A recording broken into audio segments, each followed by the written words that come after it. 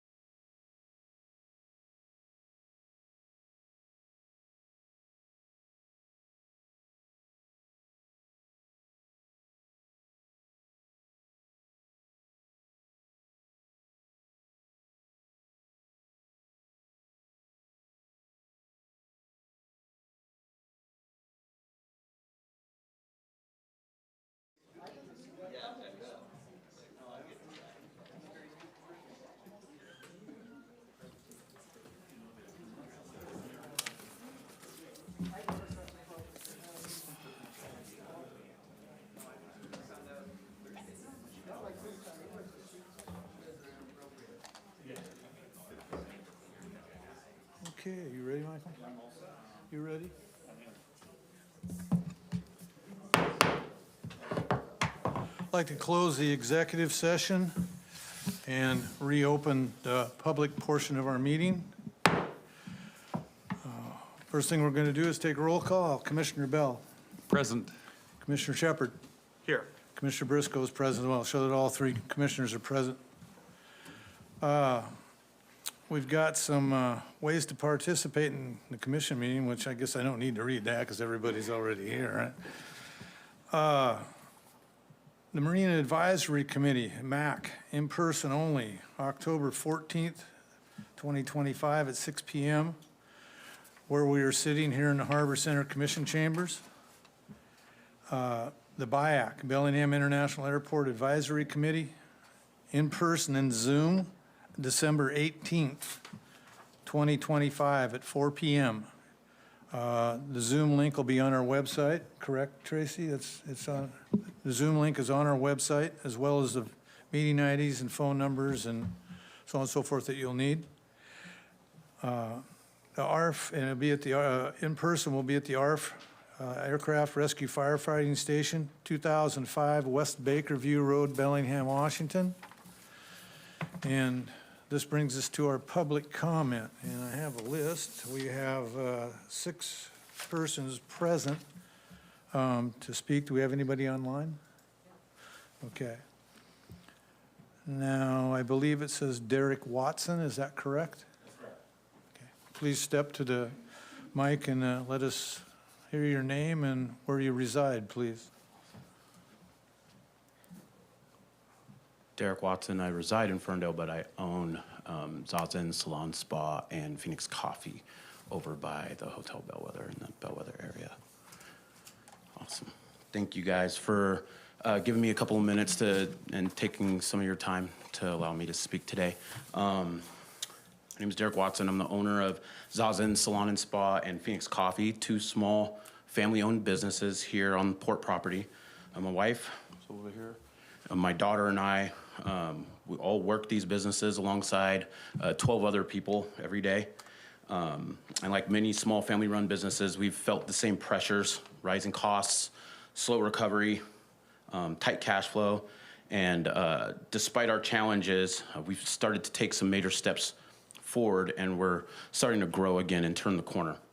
We rebuilt our financial systems in QuickBooks and real-time for real-time visibility, launched consistent sales and marketing rhythms, and partnered with the Small Business Development Center to build a plan and reporting framework to come here today and ask you guys to please reconsider staff's position on having us terminate our lease. We have done so much growing, and it means so much to not just myself and my family, but also to the vibrant business community that we've helped foster even more so since us joining 5 years ago. The last 2 years with Phoenix Coffee, we have seen so many people connect with each other that was not happening in that area. The use of the Tom Glen Green and more foot traffic has helped spur vibrancy in that area. And I think if you've been down there recently, everybody would agree that that place is hustling along. Without any real marketing budget or marketing dollars, just as an example, our last TikTok that we posted on Friday got to 27,500 likes and over 150,000 views. So we're bringing eyeballs back to the community. We do know that we've had our struggles, and I don't want to shy away from that. We understand what staff's position is and what the port's position is, but we're just asking that you reconsider. We are, again, not just in the growth mode, but also all the other stressors that come with just being a small business, small family-run business. So we're not asking for a handout. We're asking for a structured plan of action that allows us to move forward. And so I've emailed you guys, and I will email you guys again after this as well. I know that it's public, so I'm not going to take up too much more of your time, but definitely thank you so much for letting me speak today. Okay, 1 second. Yeah. Do you have any questions? I had the opportunity to speak with Derek last week, and I've touched base with our team on this. So I don't have any additional questions at this time, but it is something that for us to consider and take under review. And Commission, this isn't on tonight's agenda, Yeah, so there's time for discussion. You have any questions, please? Yeah, I just want to, since, by the way, thank you for coming. Yeah, thank you. We have had a chance to take a look at some things, and there are some troubling tendencies. Yeah. So I just want to make sure that if we do anything, we want to make sure that there is a solid, steady plan and that it won't repeat itself. Absolutely. So some of those assurances I think we need to have, but I don't want to decide this tonight either. There's no more work that needs to be If you done. had questions. No.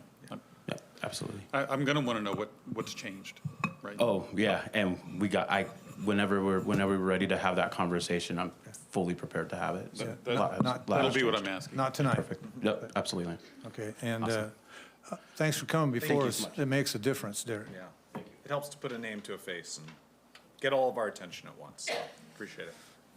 Okay, so I'm going to make sure that the cross-outs here are correct. I'll use first name only. Nathan wishes not to speak, I presume. Is that correct? Thumbs up. Okay. Can you hold that hat up, Nathan? I just want the world to see.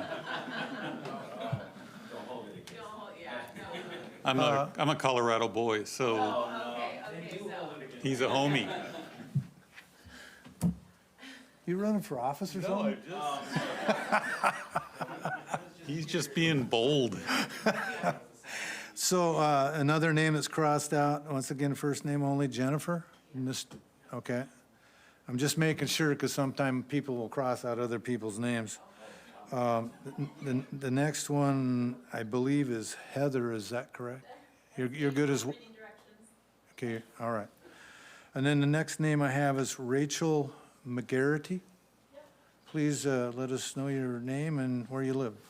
Hi, my name is Rachel McGarity. I'm a resident of the Cornwall Park neighborhood. I grew up here in Bellingham, and I'm a proud nurse and community advocate. I'm here to speak in support of our longstanding local businesses, the Zazen Salon and Phoenix Coffee at the Waterfront Bellwether area. I have a story to share about Zazen Salon and why it is so important to have a business for the community, by the community. I unfortunately had a last-minute cancellation the day before my wedding a few years ago, and I called the salon in tears. They not only saw me that same day to do a little consult, but the stylist came to my house at 5:30 in the morning that next morning and saved my wedding day, allowing me to make those memories for the rest of my life. I'm asking that you stop trying to push local, long-standing businesses that have been here since the building was built 20 years ago. They have stuck with you through rough times where there was no foot traffic, as well as surviving a pandemic with a huge strain on the business, and it's time to return the favor. In case it isn't apparent, many of us are here to show our support, as well as our attention to your decisions. Thank you. Thank you. Okay, the next person I have is Patrick McGarity. I'm pronouncing that correct? Is that?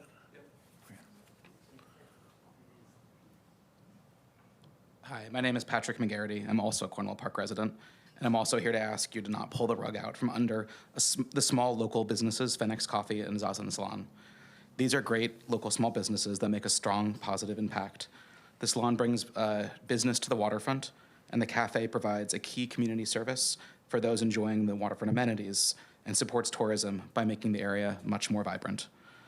From surviving the COVID shutdown to bootstrapping their own investments in your property, these owners are doing the hard work. The port should work with them. I'd also point out that how the port handles challenges like these will have a direct impact on other businesses' willingness to operate on port land. Please do the right thing and work with these hardworking business owners. Thank you. Thank you. Okay, we have no one online. Is there anyone else in the audience who would like to speak? Dan, please. Good evening, Commissioners. Dan Tucker, Walk Working Waterfront Coalition. I just wanted to probably steal your other business thunder once more to hype up Blaine Seaside Bash and Oyster Fest that's coming up this weekend, October 11th. And it's going to be going on from, I think, 10 to 5 for the Seaside Bash. And then the Oyster Fest itself at Drayton Harbor Oysters goes till 7. So hope to see you guys all there. If anybody else is listening, Seaside Bash this Saturday, 10 to 5. Come on out. Thanks, guys. Thank you, Dan. Anyone else wish to speak? Please. Comes your hat. Hi, Nathan Ramon. I am currently living in Seattle, but actually moving up to Bellingham very shortly. But I do work in Bellingham at Western Washington University and have been in the area for my entire life. I was actually born at St. Joe's. I'm also speaking in support of Zazen and Phoenix Coffee. And I just want to say I've had the opportunity to see Derek and his family work so incredibly hard to make these businesses into something that could realistically be, a very positive impact on the port and the traffic for the port. I've seen him find so many resources that I didn't even know about, relying on the small business center and getting actual business plans and figures together so that he knows the trajectory of his business and how he can sort of move in the direction that he needs to. And unfortunately have seen multiple times things like the details that he's spoken with you about individually sort of throw a wrench in those works. And I would just like to encourage y'all to really hear him out and take the time to listen to the things that he's worked on with the Small Business Center. I don't know if you're aware of this, but he was actually in one of their presentation paperworks that was sent out as a success story and has been working with a mentor there very regularly for quite a while now. So just really want to encourage you to take the time to actually look at the numbers and everything that are currently coming out of those businesses and make your decision based on that. I really feel that he has done a lot to take the steps that he needs to make this business into something that is secure and long lasting. And I just really encourage you to take some time and hear him out on that. Thanks, Phil. Thank you, Nathan. Anyone else? Everybody's been talking. Everybody wants getting warmed up. Anybody else want to speak? Thank you. My name is Shirla Tibu.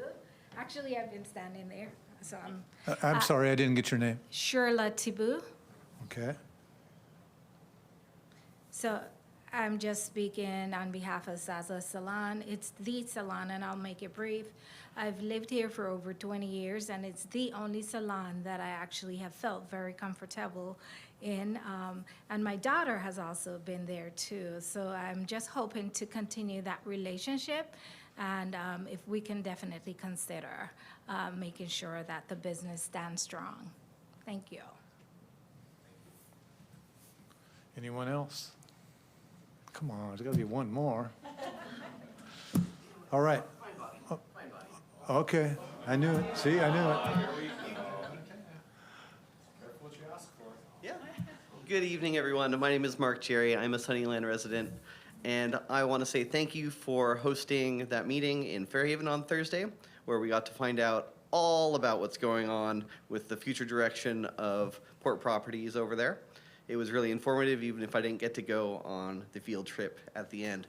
And we'll be excited for the next one in, 3 months? I also want to say that when I was a teenager and I was working at the Bellwether in their catering side of things, there was always a salon there, and it worked as a force multiplier for that business, being that the people needed to get last-minute emergency makeup things for their special day, and that played a big part of probably why people picked that location. So I just want to share that full force multiplier aspect of what businesses do for each other. And thank you so much. Thank you, Mark. Anyone else? Okay. We're going to close the public comment portion of our meeting, and we're going to go to the consent agenda. Tracy, if you please. Motion to approve consent agenda items A through D. Commissioner Shepard, any questions? I don't. Commissioner Bell, any Nope, questions? had them all answered, thank you. Commissioner Briscoe has no questions as well. Motion to approve consent agenda items A through D. Commissioner Shepard. Yes. Commissioner Bell. Yes. Commissioner Briscoe's yes, carries 3-0. Oh, now we're on to presentations. I believe we have the Working Waterfront Foundation annual presentation first. Deb Granger and Sierra Olive. Go Broncos. How does a Seattle boy? Goodies. They taste good or? No, there are stickers. Oh, We all love stickers, and if you don't, you're lying. I don't like stickers. No, you got 3 of them, so. And this is just an example, so I know Okay. you guys have seen this before, but this is for a level 3, so if you guys give a chance to, work, so go through that during our presentation. So we have one of those to share, I presume? Yes. I'll go last.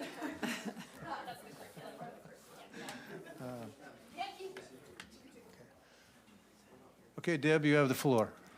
Thank you. Good evening. I'm Deb Granger from Bellingham. Can you all hear me? Okay.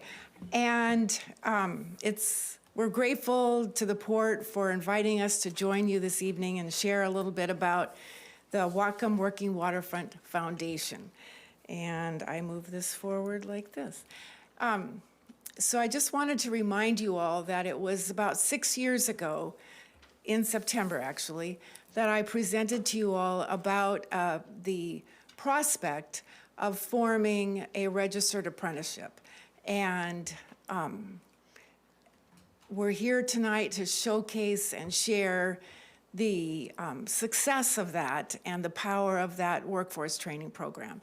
But as a reminder, I wanted to make sure you know that the Whatcom Working Waterfront Coalition began about 9 or 10 years ago, and it's a 501c6, a member-based organization that focuses on lobbying and advocacy. And about 6 years ago, we formed an associated entity called the Whatcom Working Waterfront Foundation. Yes, they're similar, but they're different. But they work together. And the foundation's mission was to form workforce training and enhancement programs for our community. And it's a 501c3, so it's able to enjoy and provide tax deductions for contributions. And this is our website. It is the, like I said, education and enhancement focus. Tonight, we're going to showcase the education component of that. And with me tonight is my colleague, Sierra Oliver, who is the director of the apprenticeship. I started this 3 years ago, very kind of, I was going to say limpingly, but I mean, it was a huge effort to launch this. And gratefully, a couple months later, we were able to bring on Sierra, who took it to the next level and has done a stellar job. So Sierra's going to share a little bit about this. Hello. Did this last year and just giving you an update on what we've been doing over the past year. So I'm Sierra Oliver, Program Director of the Northwest Maritime Apprenticeship. I'm sure I've seen many of you at different presentations, so hello again.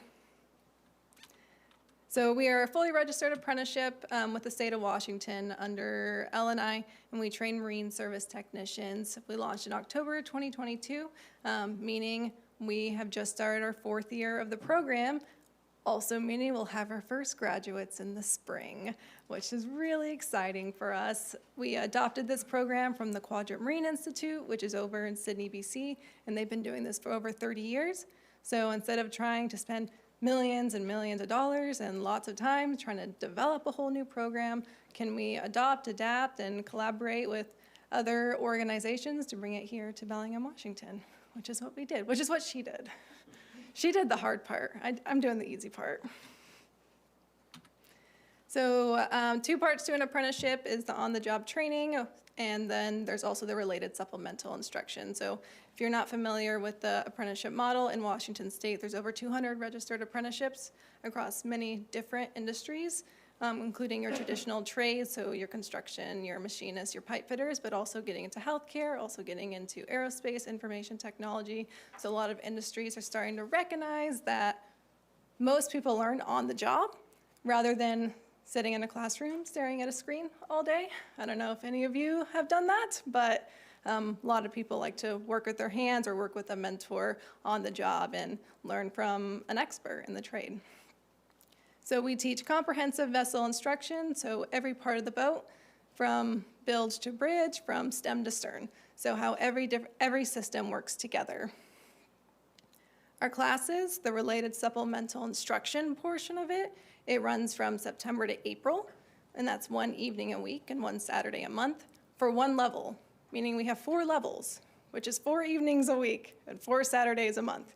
And if you can do math, that's almost every Saturday.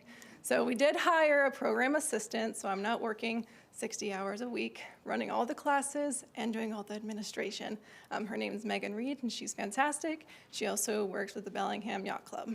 So shout out to her. My favorite part about this entire program is our subject matter experts.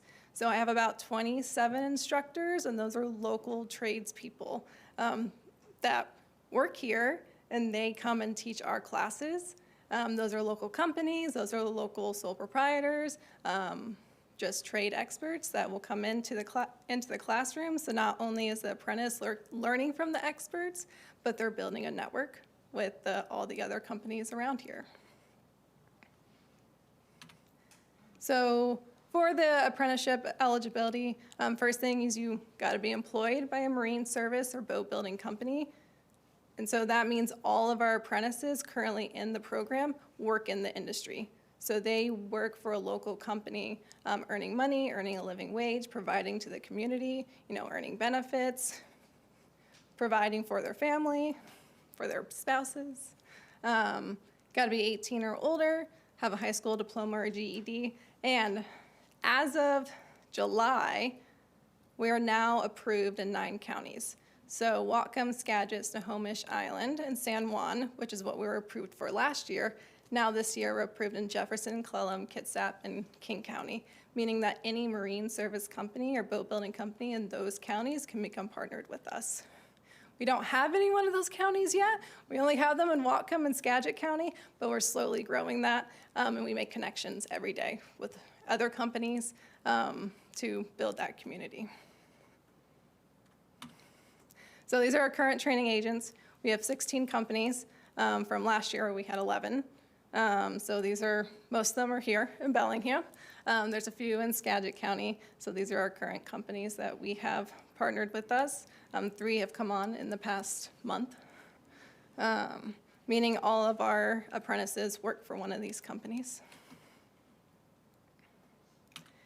And then where we're at on enrollment, this has actually just been updated, so these are old numbers. Level 1, we now have 8 students in, not 6 students. So we have a total of 24 apprentices in the program across those 16 training agents. This is our first years doing their. That is the level, some of the level 1 students. Yep, so they're on our very, very first day, we make them do safety training. So they all get to learn about the different types of PFDs, which hopefully they're all wearing them while they're working, because we know they do that. I feel like Peter Border's going to be excited that he made the photo. Oh, good. I had to send him a lot of these photos because he requested them. And where are we at from there? Oh, that's what I had for the apprenticeship. Although not added onto this, but other things that we've provided for apprentices now is they all have their ABYC student membership. And if you're not familiar with ABYC, it's American Boating and Yachting Council. And so they provide standards for recreational boats. So it's an industry standard. And so that's in addition to the journey level certificate as a marine service technician, they can also pursue ABYC certifications, which is really, people really like that when you can get multiple certifications. Any questions on the apprenticeship before we pass it over? Yeah, I just have one question. Since you asked, for other counties, if other counties are participating, do their students have to come up here to a physical location? Like if somebody's coming from Island or King, what do we do in that So situation? what does that look like? What does that look like? Right? Yeah. That's a very good question, and something that we talk about pretty often. So right now, the weekly classes can be done in a hybrid setting because they're more lecture style.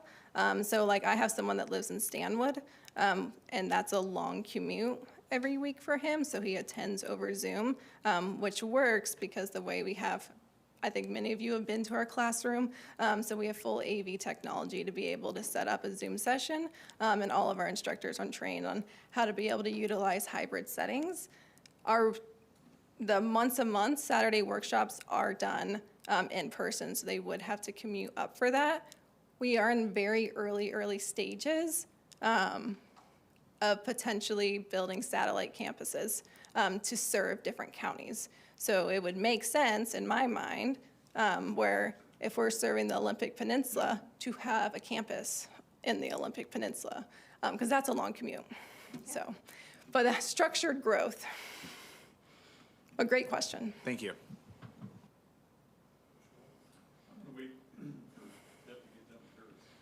Great, all right.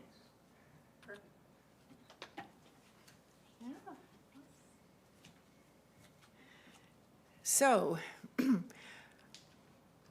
the world of maritime, it's unknown to many people. And when Sierra and I go around to career fairs and presentations in middle school, grade schools, she's even gone to a prison, and career fairs, people have no idea what we mean by, or they have no idea about the abundant opportunities within the world of maritime for meaningful careers. So, again, we looked at programs that we could bring that would be feeder programs, pipelines to this world of marine service technician. And we've, again, found a program in Canada through Quadrant Marine that's been highly successful. So we took the plunge and decided we'd do a pre-apprenticeship program. And it's called Buoyant Beginnings, and it launched this summer.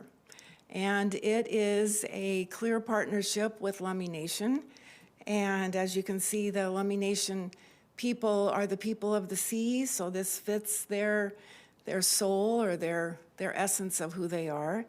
And what is the program? Basically, it serves, as I said, it provides that specific training to begin a career in the marine industry, but we focused on 3 areas of growth, and I'll share more of those later. It was a 6-week, pretty intense summer program. 4 weeks were sort of classroom-based, as well as many tours and so on. And it ended with a 2-week work experience at a local marine company. It is ideally available to connect with an existing registered apprenticeship. So when I said a pipeline, that's what we mean. It doesn't necessarily have to be our apprenticeship. It could be electrician or something else. But ideally, they would see the benefit of connecting with a registered apprenticeship. The eligibility is 18 to 29, unemployed, underemployed, in Whatcom and Skagit counties. How did we do this? It was a lot of meeting and listening and learning. And again, I said we adopted that program from Canada. But because we are not a union program, unions have a well-heeled training trust. We are self-funding this. So that's why we're here tonight, because the port is helping to support us. We're grateful for that. But we also receive grants from the U.S. Department of Labor, Apprenticeship Building America, and Climate Corps Network from the state of Washington. However, with the glitches in the administration, state and federal, we had some delays, so we didn't really actually get to start our planning until, I think, middle of April, end of April, for a July 7th start. So we danced pretty fast. How it's structured, the students receive some introductory certifications and trainings. You can see the trainings there on the screen. Lots of mentorship and support from many of the marine trades companies in our region. And then that good sound employment readiness, interview practice, resume practice, job shadow, and so on. And they also earned a stipend for this, which was awesome. These were the three areas, I call it the three chunks. On the left-hand side is the, how to be a worker, basically. Showing up on time, ready to work. We also infused cultural learnings, which was wonderful to partner with Lummi Nation. And tonight I've got my colleague from Lummi Nation with us here, Joe Franzen, and he was the Lummi coordinator, and he'll share with you a little bit in a minute. We decided it's important for both cultures. Initially, we were going to have a cohort at Lummi and a cohort here, and we decided to combine them because we have to learn to walk and talk and work and live together. And it was wonderful. In the middle column was the basic skills and certifications that we introduced these students to, and then on the right is the employment readiness pieces. They also got to do a service project. Successes, because we got this late start, we honestly thought we might have 10 applicants, 5 applicants. We ended up with 32, and we were able to select 20, right? 15 students completed the program. The ones who didn't, it wasn't because they didn't like the program, it was because 2 or 3 of them got high-paying jobs elsewhere that they needed to take and go dive into. 100% of the respondents, when we did the post-survey, rated it as a positive experience. And we had these 10 employer partners. 2 students actually gained full-time employment, and others are in the process. And with us tonight is one of those students, Caden Pope. Caden, you want to come up and share a little bit? Hi, my name is Caden Pope, born and raised here in Bellingham. Never really knew much about the waterfront and the work that goes on into it. And then I was accepted into the Buoyant Beginnings program in July. And it was a very positive experience. It was very inspiring to learn these different trade skills and things and open you up into, all the different jobs down here. I got to work with Top to Bottom, which is here local on the harbor, and for my last 2 weeks in the Buoyant Beginnings. And then from there, they actually offered me a job, which then turned into the apprenticeship program with Sierra. So now I am in the 4-year registered apprenticeship program, which is awesome. It's very exciting, which I didn't even know about until the program. And she was like, hey, well, we also have this program. And right away, I knew that's what I wanted to do. And I think that it's important that we have things like this because, I didn't know about it. Not many other people seem to have. I think we need to expand this program and do it a couple more times. Thank you. Thanks, Kate. You can see they're just these fabulous young people that we got to work with this summer. And they're definitely, as he said, they were immersed. Cultural learnings, I know that might seem like it was a challenge, but it actually was really helpful and important for each of us, tribal and non-tribal, to understand what it means to work and steward our waters. It was exciting for Sierra and I to see them. These students formed a team. They would help each other, and if somebody wasn't maybe late or not there for the day, they would make sure they had all the materials they needed, and it was like they became a family, don't you think? Okay, this is a quote from one of the participants, one of the students. It it's a transformative experience. Well-run. He actually spent 3 or 4 days with Pete and I out on our reef net gear. This is him with the red arrow there. And he's highly recommended. So just like the apprenticeship, we are considering expanding this.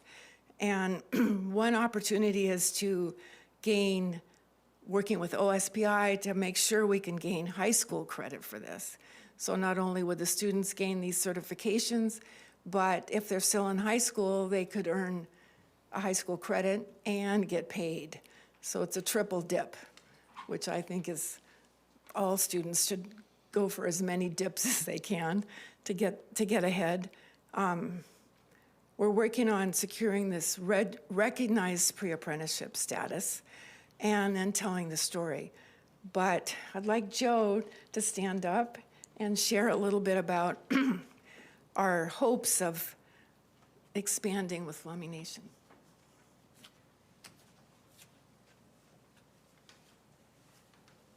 Thank you, Deb. Thank you, commissioners, and just wanted to introduce myself. My name is Joe Franzen from the Lummi Nation, and I come today to address you and thank you for your attention in this important matter.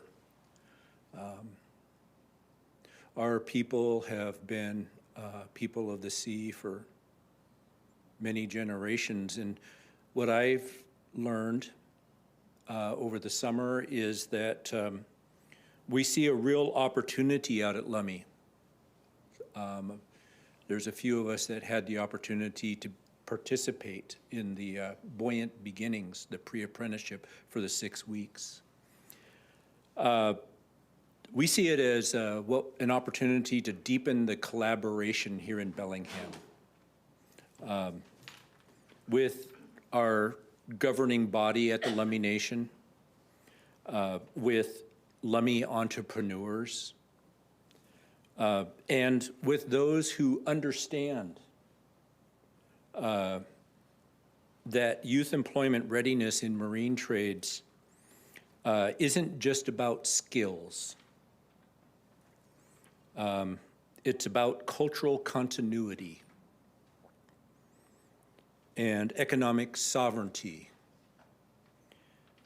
and building systems where our youth are seen, supported, and hired. We're excited to explore all of these partnerships, and we hope that they can shape our future with Bellingham as well as out at the Lummi Nation. So, Haishka.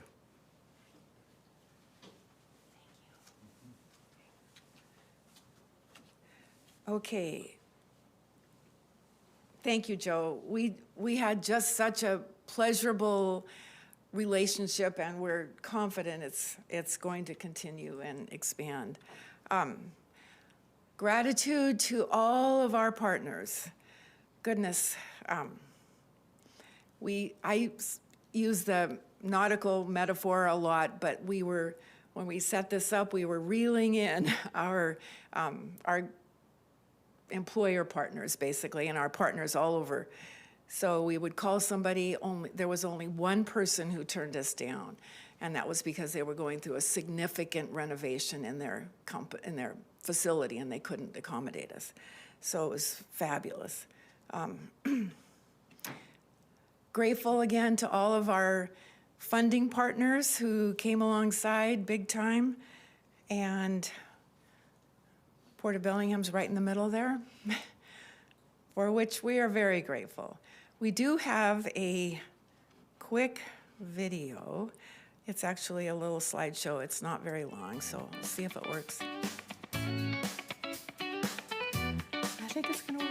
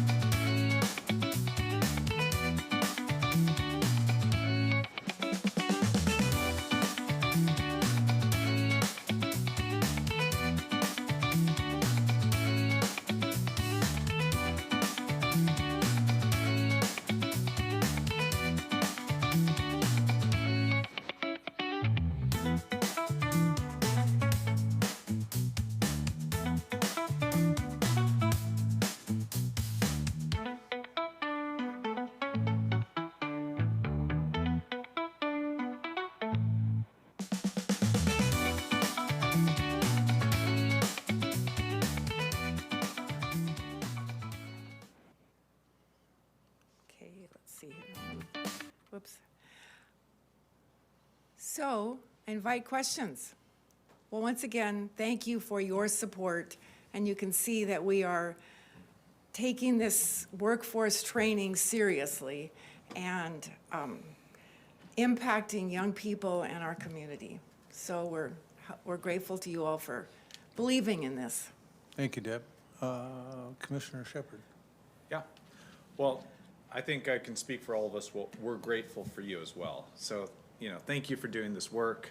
I clearly remember that conversation we had several years ago of recognizing a problem and talking about some potential solutions. And we're just so fortunate to have doers like you, Deb, and like the team here, Sierra and the rest of the team who put this into practice. I know a lot of work went into it and continues to go into it, and it's just really gratifying to see. The phrase that's going to stick with me is, Joe, that concept of cultural continuity. And it's not just about our tribal partners and the culture of the water, which is a big part of this, but also our shared culture of our marine trades industries and our working waterfronts. And that's part of the culture that we work to preserve and promote here. And it requires people who are working and coming up in that pipeline to do those jobs and be those leaders of tomorrow as well. So we're looking at you there. I forgot your name, sir. Caden. Caden, for those future opportunities that we have future leaders like you. So really exciting. Thank you for doing this. And I can clearly see some of the opportunity for expansion. I think people are going to notice, people are going to take note and want to participate in successful programs like this. And so keep us informed how we can support in the future. Wonderful. Thank you. Thank you. And I could kind of tell that it looked kind of fun too. I saw a lot of people smiling in those yeah. photos. It kind of looked fun. You look like you got to do some pretty neat hands-on, tactile things that look like a pretty good time too. Can't beat hanging out in the water in the middle of summer in Whatcom County. Doesn't get much better. Right? No complaints. Yeah. All right. But the students too, I think several of them might have worked in other arenas previously and they had no idea that this world existed. So it was fun to introduce them to all that happens on our waterfronts. We had fun too. Good. Well, thank you. So the last couple of years have been eye-opening because I've done a lot of interviewing of people around our waterfront, and the most striking thing was, over the last year I've talked to a number of boat builders and a number of manufacturers on the waterfront, and essentially trying to elicit what can we as the port do to help you expand your business. And without exception, it was find me people. And I think that's something that you knew intuitively years ago, but even more so now than before. I personally can recall 2 conversations that I've had where they said my only limiting factor is my ability to find trained people. Mm-hmm. I can't tell you how that put a resolve in me to make this successful. It wasn't land, it wasn't another building. It was, I've got work, I don't have people. Mm-hmm. And one particular story, and you may know the company, said I've got 68 people who came in to apply for the job and we're willing to train them. We're gonna pay for them their time. Out of that 68 people, 10% of them actually made it through and got hired. So the number of people you have to go through and the number of people that you have to train to actually put boots on the ground in the job is incredible. We can't put enough of this in place. The second part of that is taking young people and teaching them how to problem solve is not something that's common in our culture. You put them through again, I'm speaking third hand. You put people through this kind of a program and they understand what they've done wrong. They make a mistake. They know how to, they made a cut on a lathe wrong. I noticed, or they did the cut wrong. Working with your hands and problem solving rewires your brain in a different way to become productive. I'm giving your speech for you, but I'm letting you know that I get it, right? I understand that we can do nothing greater for the working waterfront than to put trained people on the ground. And support you in any way, shape, or form. And I think I've talked to Dan a little bit. At some point, he slapped me on the forehead and said, "You idiot, why didn't you see this sooner?" We need to be helping you with facilities to bring training facilities around because they're willing to pay for it. I know a number of these businesses that I've talked to said, "Look, we'll pay for it. We just need a place to do it." So we look forward to working with you on making sure that happens. So thank you. I don't have any questions. What an incredible, I couldn't pass it. I know. It was just phenomenal. Dan was actually going to slap you on the head. Yeah, he was. Want me to do it for you? You may not know this, but the last year or so, I've had a lot of that. Dan doesn't seem violent at all to me, but It was that "you idiot" look. I might have lightly tapped you on the shoulder. Yeah. Okay. All right, I mischaracterized it, but thank you for what you do, and just know that you've got support. Thank you, Ken. Thanks. Well, you were there when, yeah. Yeah. So it's a great program. It's excellent. You guys are doing an excellent job. We have a level around here we need to get to that we're not at. I mean, we've talked about fixing engines, repairing boats. What we haven't talked about is crewing them. We have a serious crew problem, not just here. I mean, I'm still connected to the fisheries, and I purse-seined for 40 years, and I know what it takes in the back deck to make it through a season. You know, for the last 5, 6 years, well, 6 years since I quit saying I'm listening, and one of the reasons I quit saying was trying to get a crew. We couldn't get a good crew. The people you hire, they don't know what they're getting into. You know, they don't understand the hours, they don't understand the type of work. You try and explain it to them, but you can't do it in 5 minutes on the dock and hire them and you leave, and 2 weeks later you're in the middle of starting up a season and you've got guys getting on airplanes because telling you this is what I signed up for, or I got to go home, I'm missing my summer, things like that. What hopefully is in the wheelhouse here for everybody is to get something going like we used to have. And I spoke to this the other day in Fairhaven at the meeting we had, and we had questions, people there were trying to figure out how they find out about this stuff and wanting to start things up that you're already doing. I mean, I think you gentlemen heard it as well, that there's a lack of knowledge, so to speak, within the community that this program is already going on. That's kind of what I felt. So, you know, I know you can only do so many people, but if you get more people, then maybe we can get more money and we can get more facilities. It's got to grow. It's not big enough. I mean, we're not even at the point on the ice pick yet to crack the ice. It's a pretty big deal.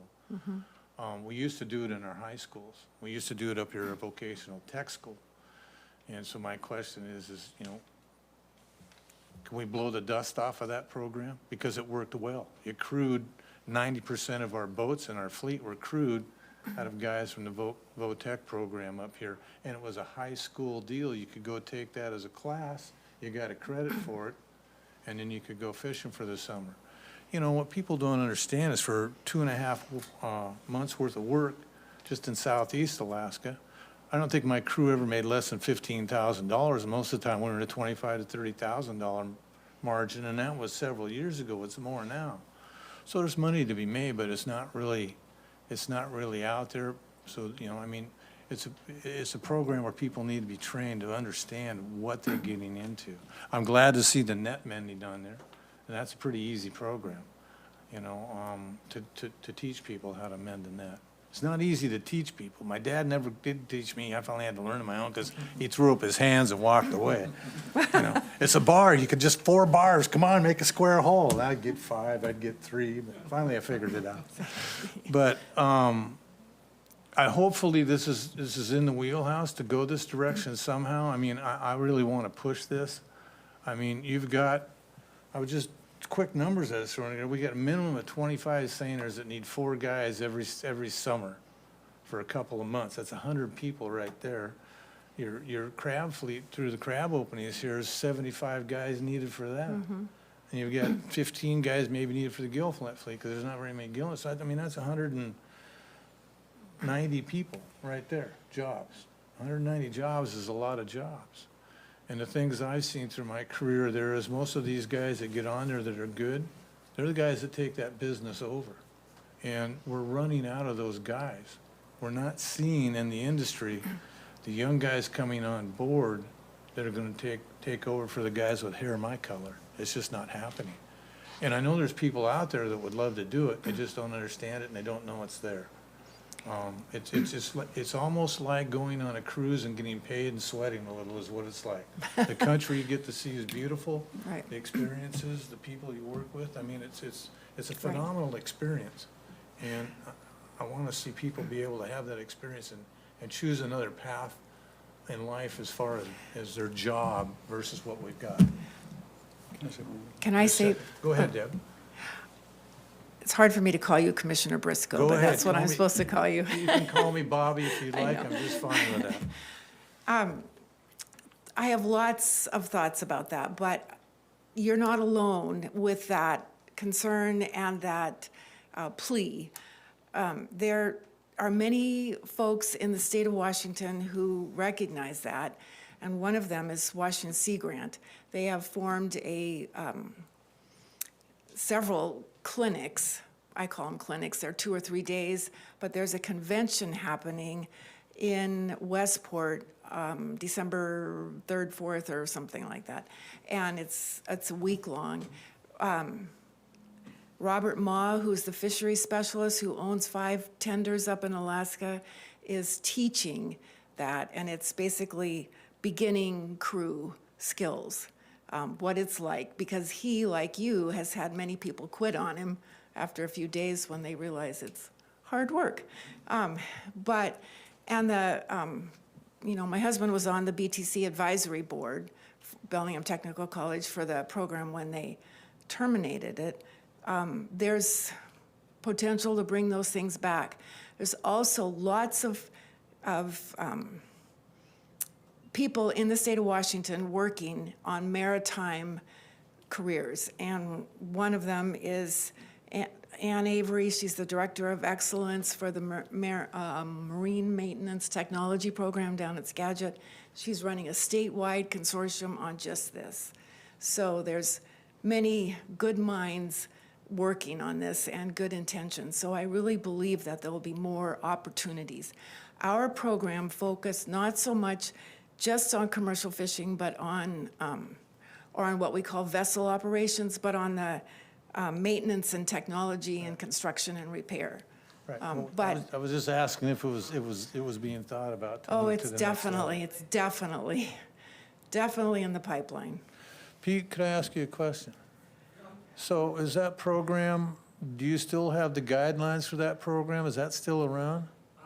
It's been so long, Bob. Yeah, I don't think so. I'd have to think about. Pete, would you mind going to the mic? Thank you. Yeah, Bobby's talking about the BTC program that Bob Funkhauser taught and Joe Evich before him. We could construct something that would be much more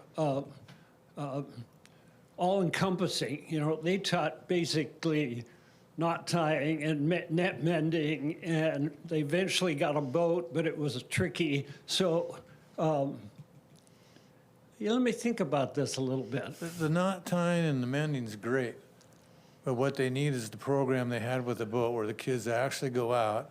Yeah. They made sets here by Post Point and actually did the same thing they would do wherever they went fishing, so they understood. Sometimes it's easier to take somebody that doesn't know a whole lot and teach them what needs to be done than it is Yeah. to take somebody that gets some fundamentals of one direction. And I don't think it would have to be a year-long program. No, You could do it in 3 months, 2 months. You could probably do it in 3 weeks. Yeah. I mean, and I believe within our fleet here, we have people who would volunteer to take the people out on their boat. Right. I don't have a problem with it. You know, Yeah. I know there was a problem with the cost, there was a problem with insurance, but nowadays, most of us guys are in a pool, and we can insure our pool for a number of people coming across the deck. They're just considered a crew guy, so it's Well, not that- like it used Yeah, to be. we'll think, we'll talk about it. I'm on the foundation board at Bellingham Technical College, and I know they don't shred those curriculums that were around for centuries, or around for ages. So it could be resurrected, but that has been resurrected through Sea Grant. And Robert's done a fabulous job teaching like 3-day sessions on this. And I think they were down in Westport and Ilwaco. There's no reason they can't be up here many times. Yeah, 'cause- And also the coalition, I wanted to put a shout out, has what they call the Crew Connections, which is just basically a meet and greet for captains to meet potential people interested. Right, but I will emphasize, the shoreside thing is great, but there's nothing that gives that person a taste of Right. what they're gonna be doing until the kelp and the jellyfish are falling on their head out here. I mean, and that's the reality of it. People can stay shoreside and do things, but until you actually go physically pile the net, use the skiff, whatever the case may be, they won't really totally understand what's going on. Well, Sea Grant had a day on the water in Okay. their curriculum. All right, so- I'll get off of that because we're gonna Yeah. get on to other things. Mine's But- really quick. I just wanted to say, Joe, something near and dear to my heart is I believe that work works for solving a lot of addiction problems too. I think keeping occupied, keeping people employed, and I appreciate what you're doing at the res. I understand the problems that are out there, but there's nothing more important than finding activities through the day that give life meaning. And I really wanted to say thank you for your participation in this because we have a cultural problem as well. And I believe that work will work to solve a lot of those. So just a shout out to you for that. Thank you. Yeah, thank you, Dan. We definitely want to try to resurrect the whole concept of work is ceremony. And if we can somehow tie that back into that cultural continuity. And it is community. aspect for us, then, I think nowadays it'll have more meaning than it did years ago. One more Go thing ahead. about this program. Sierra and I, we didn't give the students a chance to kind of whine about this. We just dove in, honestly. And it was, okay, today we're doing this. Right now, you got to pack up. We're going here, we're going there. And isn't that right, Caden? And we just, it was magic to see them not complain and dive in and find joy and meaning, like what you're saying. And I will never forget at the last Tide to Table, a young apprentice stood up and talked about what this program meant. And this is sort of at the crux of it. He said, I thought this was going to be one more time I would fail. These people have had some bumps, some major bumps in their life, and fear is all in there, is huge. And we just gave them opportunities to get over those fears and get it done and find pride in that. That's what we did. So we're going to do it more, and with your help, we're grateful. Thank you very, very much. Look forward to talking with you. Thank you, Deb. All right, thank you. Oh, no. We've seized that evidence. I actually think I have one of those at home, the first one you came out with. Deb gave me a copy. No, I did not. I took it back. Okay. But you can come and check them out. Okay, our next presentation, Tracy, is Tyler, Mr. Schroeder. Yeah, good afternoon, good evening, Commission. Tyler Schroeder, Economic Development Director, here to just give an update to Commission about an exciting project that the Real Estate and Economic Development team has been working on. Commission's aware of this project, but we are moving forward with working with the landowner at 800 Cornwall Avenue and the local business, Pure Blue Tech, to find a location that serves the port in the long term and also serves for a location for one of our existing businesses to grow and expand. 800 Cornwall, as the Port Commission is well aware of, used to be port-owned, was sold a few years back to iTech, which turned into Silfab. They, for a long time, manufactured solar panels at this location. I think there's been a lot of discussion about whether or not the port should have continued to hold on to the property, and this is an opportunity for the port to participate in a real estate master lease and then a sublease to Pure Blue Tech. And I'll be able to talk through a little bit of the details of that and then also discuss the background of Pure Blue Tech as a company. This is just an update, not looking for any commission decision. I'm working with Elliot and Terry on the legal documentation, the leases associated with it, and we'll be coming back for commission consideration likely in one of the meetings in November. 800 Cornwall Avenue, 48,800 square foot manufacturing facility. The concept would be for the port to have a master lease with Pando Innovations LLC, who's the current owner. We'd have a sublease with similar terms with Pure Blue Tech Incorporated. The terms of the lease would be 7 years plus triple net and a 2% increase annually, with one renewal option of up to 5 years after the 7-year term. The commencement date would be November 2025. The authorized use, which is really the use that Pure Blue Tech is currently doing, technology systems, research and development, product manufacturing, warehousing, distribution, water treatment, sales, other uses consistent with the City of Bellingham zoning code. In the terms of the master lease, the port can sublease the facility within the duration of the term.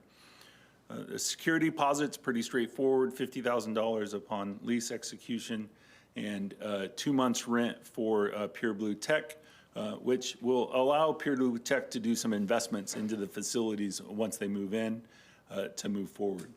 One of the opportunities for the port in this situation is to get an option to purchase the 800 Cornwall Avenue. As you look back to the physical location and just understanding how close it is to the Bellingham Shipping Terminal, to the facilities maintenance shop that's currently there, there's long-term benefit for the port to being able to have an option to purchase within the terms, get it back into our real estate portfolio. And the benefit in this scenario is that we're also able to do economic development and allow for a local manufacturer to expand from their current 8,000 square feet at Marietta to 48,000 square foot within the 12 years. See the growth both in employment. I'll go to here. So see the growth both in employment. The Pure Blue Tech was a little bit of background, and Ryan Vogel, the CEO, will be able to come and present and give a little bit more details to the company when the lease comes in front of a commission. They were founded in 2013 with really a mission to shift economics and sustainability of water treatment and reuse for industrial and for industries and cities. They've developed 3 innovative technology to greatly improve membrane separations. It saves money, energy, chemicals, and overall waste. They were originally founded in Anacortes, and a few years back reached out to the economic development team here at the Port of Bellingham looking for a location in the Bellingham-Whatcom County area. During those discussions, we were successful to be able to find them their current location at Marietta. Site selection is one of the main components of our economic development team. That's for port-owned property, but also for privately owned properties throughout the county. So just that alone became a success story. Business recruitment coming into Whatcom County, but we also build a relationship with Ryan and Pure Blue Tech. Since 2013, they've continued to manufacture these membranes, and the company's the only one in the world to integrate thin, flexible ultrasound transducers into membrane elements and develop full-scale roll-to-roll thermal embossed membranes. I will let Ryan explain what the heck that means when he comes back, because I probably won't be the best one to speak to it. They have a number of patents, and they're seeing a number of contracts coming forward. They've worked with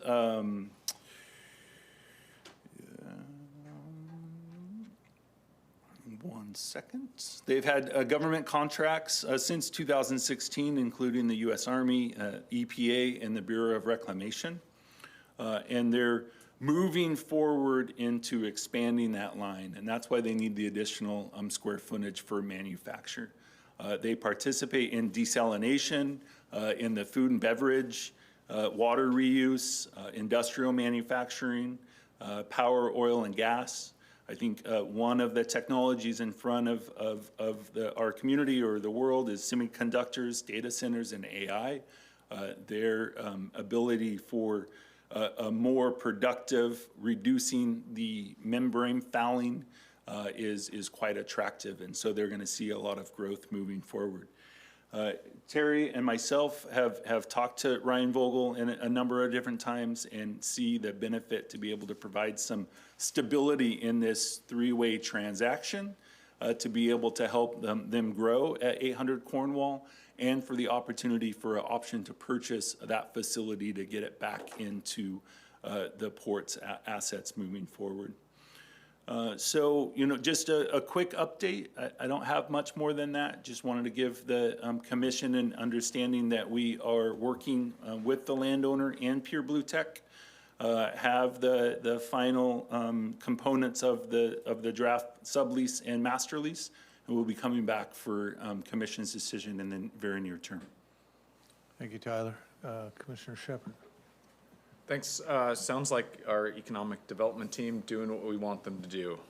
We always talk about business retention, business expansion for existing Whatcom County companies as some of our top priorities, and I see that happening here.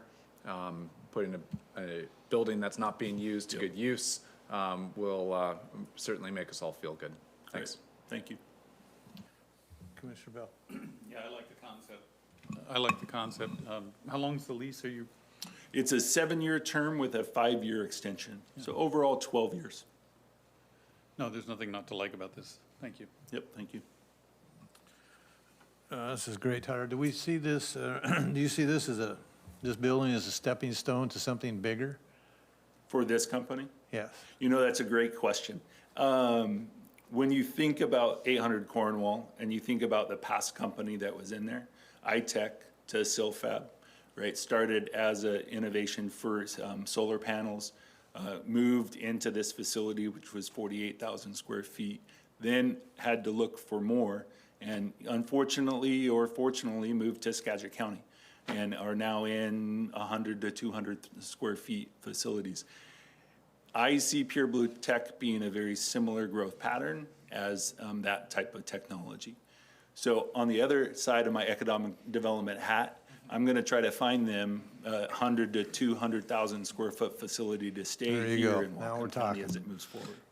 Thank you, Tyler. That was the answer I wanted to hear, is that we're trying to think ahead of the curve here. So when you think about the industrial land study and the other information, that's trying to get that role of available properties for this type of business to stay in Whatcom County.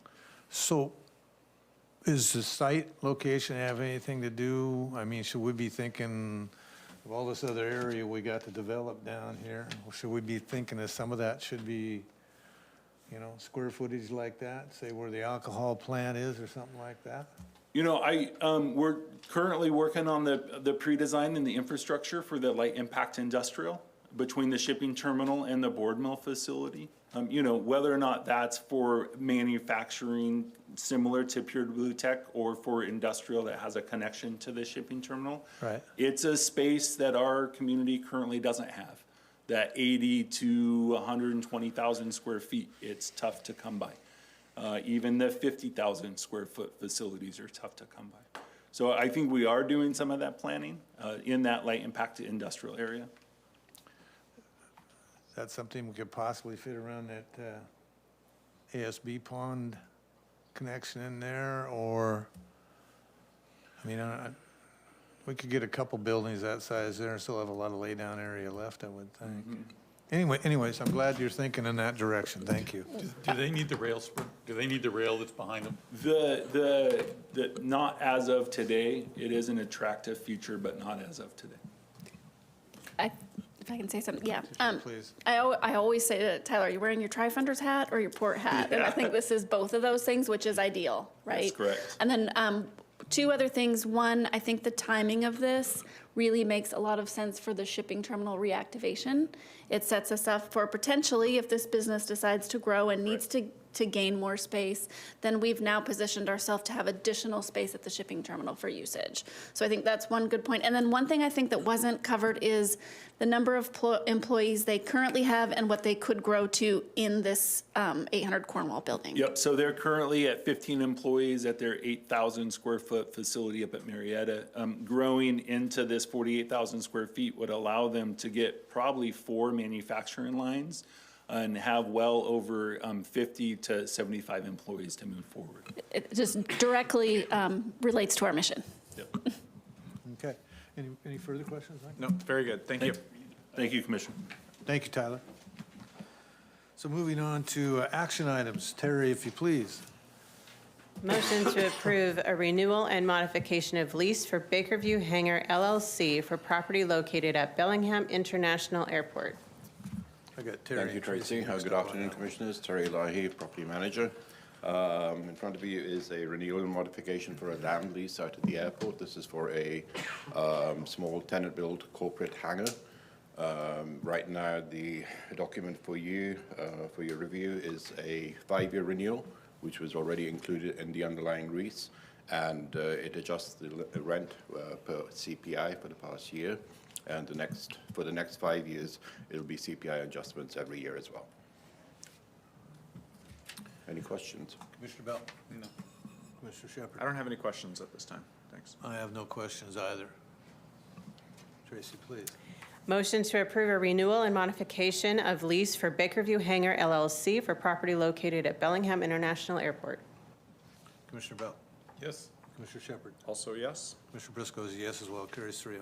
Thank you. Okay, that moves us on to our end of the meeting public comment. The public is disappearing rapidly. Do we have anyone in the room that would like to say something or ask a question? Okay, anybody online? Okay, going once, going twice, sold on that. So we'll move on to other business. Commissioner Shepard. I don't think I have anything. Did we already say what a great job Seafeast was? Have we had a meeting since Seafeast? I can't remember. No, I don't think we have. Okay, well then I want to say what a great job Seafeast was. See, I knew you had a question. Thank you for everybody who helped put that on. I thought it was a fantastic success. I love seeing more vendors down there. I think it was really well attended, that we had good weather. There was lots of great things to eat everywhere. Good tours, including Commissioner Briscoe providing tours. So lots of fun at that event, and I just love that it continues to be a free event. I know the finances are tricky to put on free festivals in this day and age, and we want to just stay apprised about kind of the cost analysis on this going forward. So I'm just kind of looking for the staff to help us understand that in the coming weeks. Certainly. You'll be seeing a presentation, I think, from Stephanie on all of our outreach events, and we'll include that. Okay, thank you. That way we can go strong arm some more people. Commissioner Bell. Yeah, mine is just what came up tonight. I just want to talk to the commission about the request to override a staff recommendation on the lease down at the Bayview Bellwether building. You look at the details, and there were a number of defaults. There have been a lot of not sufficient checks. There have been a lot of non-payments. So, to come in and say that we're kicking somebody out of a space kind of hit me wrong. When you've got a payment history, the one that particular business has. And so I just wanted to just weigh in on my side of this. Staff is, Clear the air, so to speak? yeah, well, not just kicking a business out. You pay your bills and your checks have to clear, and you make agreement after agreement with the port and then don't follow through. It kind of sounds familiar. So, and it's not that I don't love the business. I mean, I used to work down there, right? And I know the area very well. And it does add texture to that neighborhood, certainly. I will say it's a very difficult place for that type of a business to survive. There's not enough foot traffic. There's no, road traffic to speak of. There's no ability to have a drive-through. So it's not a very conducive place to have, a coffee shop, as it were. We've had restaurants go in. I remember David put his restaurant down there on the corner, and that didn't survive either. So I understand the challenges of trying to work in that area, and I'm not sure we're going to be able to make changes to that because it is a dead-end street with a hotel. The foot traffic is going to be what the foot traffic is. But for me, it's just a matter of being asked to override staff recommendations when there is a history of non-payment, a history of insufficient checks, and a history of not meeting obligations. Some of it just struck me wrong. That we're being the bad guys, right? What's the time frame that this has gone on, Tiffany? Overall, you haven't a document in your email that gives the entire history. Judy Harvey, would you like to speak to when the lease was initiated?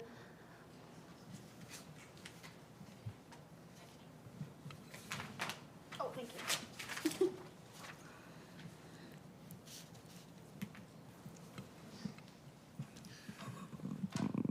Hi, Judy. Good afternoon, Commissioners. Judy Harvey, Senior Property Manager. This business has operated as a Zen Salon and Spa. They purchased the business from a prior operator to clarify the longevity of this particular tenancy.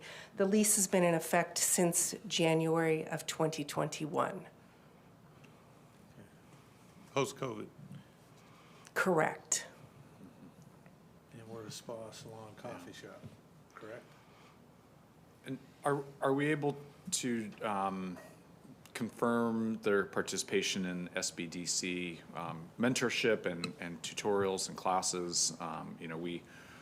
That is really what we hope, is that our local businesses are making use of our fantastic experts in the community that we support and sponsor to do their jobs. Is that happening, and do we have any ability to get some feedback from that SBDC team? What I will say is, yes, we can explore checking that, Commissioner Shepard. Since the inception of this tenant's being at this location, they have indicated to me that they had and have been, since the inception of their tenancy, almost working with the Small Business Administration as well as Western, but most actively with the SBA. And I'm certainly happy to reach out and see what we can find out. Report back from the SBD. Okay. I think one of the things that I'm afraid of, Commissioner Shepard, is anybody who gets behind on their bills coming to the commission, not allowing staff to work the way the staff is designed to work. And if every leaseholder in the port, when they get behind on their bills, decides to appeal to the commission, we'll be overriding staff. And I just don't think that's a good precedent to set. Just from a precedent standpoint, I understand their dilemma. I sympathize with them entirely, but at some level, we have to let staff do their work. Otherwise, we open Pandora's box. I agree with that, but the people do have the option to come before us and to speak to their issues, and I don't want to put a message forward that that's not what we're going to entertain any longer, because we certainly are. That's fair. I understand also what you're saying about staff and overriding, and I don't think that's our intention at this point. We're here to listen. We listened. We're going to ask staff questions. Michael has indicated, have they looked at alternatives to help? Those are things we need to know. And this has been brought forward by the people coming here. That's the question. That's why we're having this discussion. So I think it's on their part. They felt that maybe that was their last resort. They wanted to point something out. And on our part, we need to listen and make sure that what the staff has decided, there's not any other options to help or any other roads to go to help them save their business. What is their monthly rent? Their monthly rent is just over $8,000. $8,000 a month? Correct. Commission, they've been in default 4 times since 2021. Yeah, and if I could just add to that Please do. as well. We did collaborate with the tenant in 2024. They have had a struggle with paying rent the entire time since they have leased. We did, as a collaboration, we brought forward to the commission somewhat of a trial basis, and the lease was renewed for a term of 6 months. They were required to pay on time in order for us to look at renewing past that 6 months. During that 6 months, they did in fact pay on a timely manner. Over the entire history of their tenancy, they have paid 40 times late. They've had NSF, several NSFs, and the lease has been placed in default 4 times. So there is a history there. Their monthly rent is on the weighted average for rents out there is $28.78 per square foot per year. Their original lease in 21 started at $22.37, and their current lease, which expires at the end of December 2026, is at $23.49. So they have had one increase in 2023 at 5%, but other than that, there's been no increase. And real estate, I am of the opinion that the rate is it's a fair rate. Some of our tenants pay $33, $35, so I'm of the opinion it's a fair rate as far as being market. Yeah, And they're in default now? Did they pay to the current? The first 3 defaults that they were placed in, they did pay within the 10-day deadline. The lease requires a 10-day period to pay or vacate. The most recent default was September 11th, and they elected to propose a business recovery plan rather than paying, curing the default. And Holly could speak more to this, but I learned in working with CDS that the laws have changed as far as curing, so they actually had a longer time frame than the 10 days to cure, which was normally it would be September 21st, and the extension, because of the change in laws, pushed that out to September 26th, Friday. So at that point, they had requested a kind of a restructuring, but they didn't pay during that time period. that is correct, Commissioner, They might yes. be waiting on us. Okay. Yeah, I mean, it's tough. What I explained from my position when I spoke with the gentleman is, what we have to weigh is it's our responsibility to make sure that the public doesn't pick up pick up the bill here, essentially. And so we have to weigh that responsibility with ensuring the public's funds are paid as they should be, with wanting to preserve a business that is a local business, employs people, and works in our community. So that's the challenge with this one. It's particularly hard that this is kind of coming on the advent of the holidays coming up, and shuttering a business right before that period is not easy. That's a difficult pill for me to swallow. So I'd like to keep having some staff conversation on this.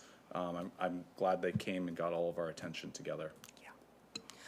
One of the things too to mention is the lease does require, as far as financial security, it's $8,100. So there's not a lot of financial security there, and there is potential for somewhat of a large write-off in the event that we're not made whole in the sense of getting what's owed to the port.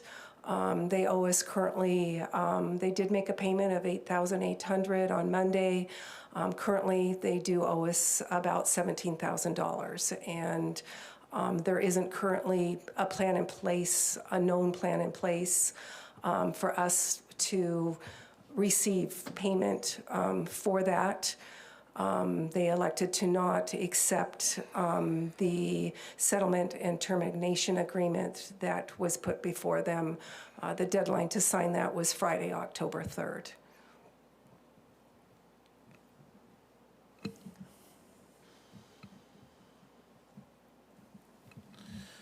Okay, well, I think, we're doing what we're directed to do by the state. We're not out of line here. We're not putting anybody out of house and home. We're trying to. That's not our job. Our job is to try and make our tenants whole all the time and help as much as we can. But then on the other hand, our tenants have to work with us. And when you don't sign agreements or you don't discuss, I have some heartburn with that. And I know this discussion is for the three of us. It's not that tells chaffs to change their mind in any way. I think what Michael spoke to is we need to have more discussions, but $8,000 a month is pretty tough to make with a salon and a coffee shop in that area. I get it, but I don't think there was a very good business, in my opinion, there wasn't a very good business plan in place to make sure that they could make that kind of rent. Did they ask this? They started during the pandemic or the last of the pandemic, correct? Is that They started in January of 2021. And they purchased, there was a consent to assignment for change of ownership, and then we brought forward and commission approved a new lease in 2021. So they would have missed the aid possible for helping small businesses and so on and so forth because they came in at the end. Is that fairly correct? Yeah. Could be. Commissioner, Commissioners, so we can have more one-on-one discussions and add any additional information. Okay. Thank you. Thank you. Thanks for forgot to have to clear the air so that people understand, that watched earlier, that it wasn't us running around lopping folks' leases off just because. We have as Commissioner Shepard stated, we have a commitment to the public of Whatcom County to make sure that their properties are fully functioning and being paid for the usage of that property. So, anything more? Okay, so I'd like to talk about Sea Feast a little bit. It was big. I never got to get off the boat to actually go see any of it because we put about 350 families and couples through our boat, my wife and I.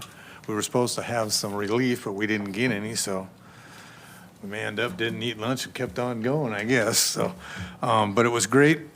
We had kids there, and I was showing them how to tie knots, and they were crawling through the boat like monkeys, and they were in the bunk. They were everywhere. And, it was a great educational thing for a lot of people. We had people come back on Sunday that were there Saturday so they could understand more, so it was a pretty cool deal. So I would put a challenge out for next year to my fellow boat owners and fishermen to get off your butt for the weekend and come down and show people through your boats. Show them what we do. Teach them something. they'll have more respect for our industry. They'll understand what we do, and the kids love it.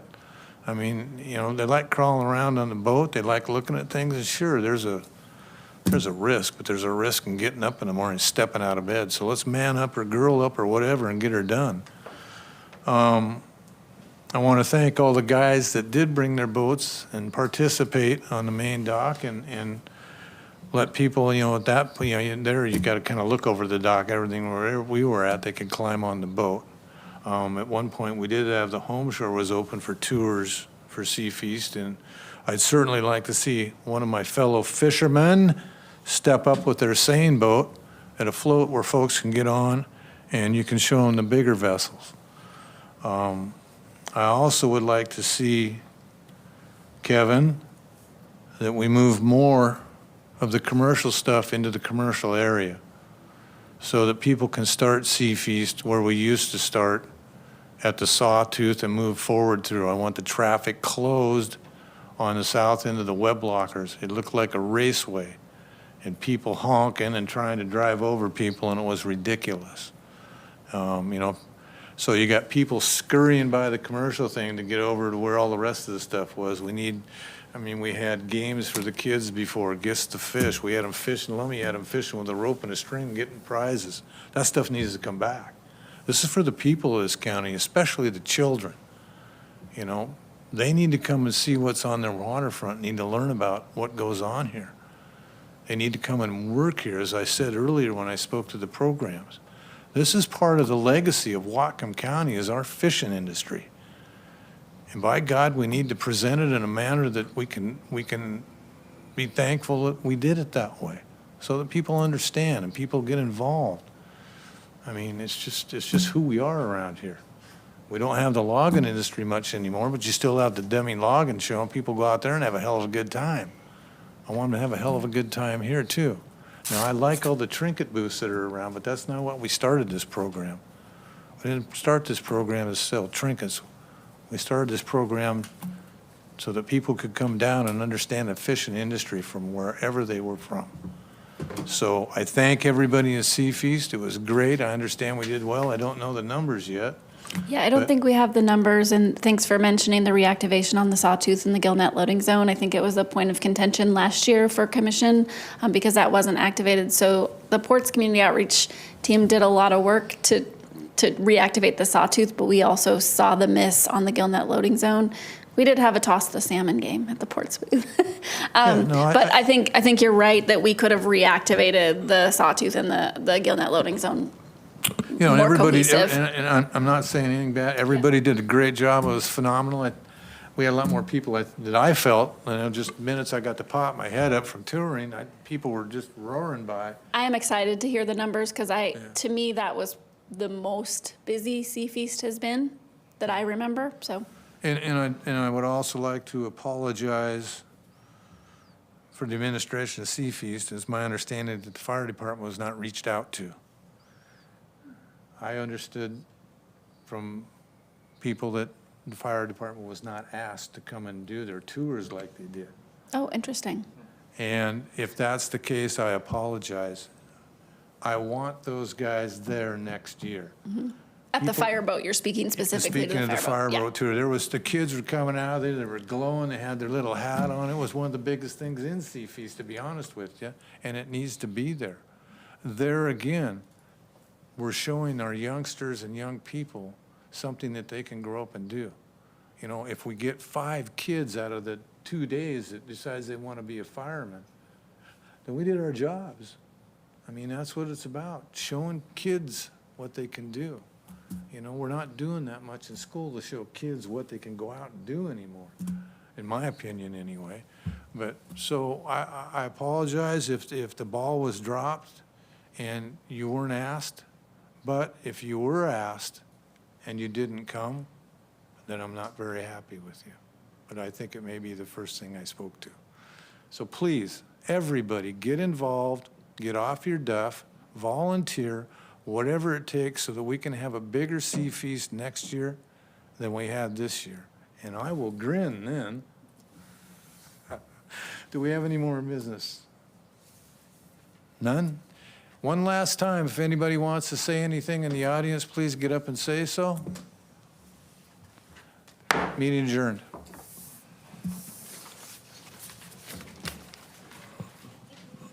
Say it. Anybody knows the Mariners score, don't tell me.